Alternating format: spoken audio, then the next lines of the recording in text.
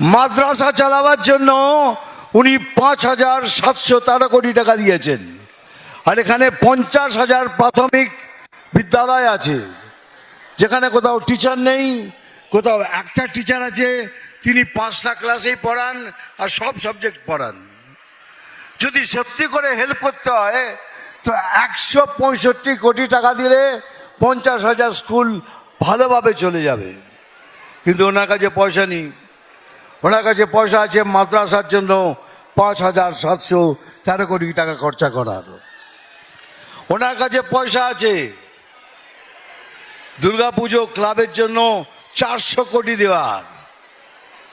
আমাদের পাড়া আমাদের সমাধান, কি সমাধান করলেন বুঝলাম না, কিন্তু ওখানেও 800 কোটি টাকা খরচা। কিন্তু এইবার এই পরিবর্তন যাত্রা কেন?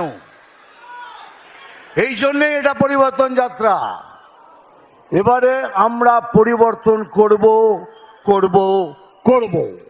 বাংলা হান্টের আরো খবর দেখতে নজর রাখুন।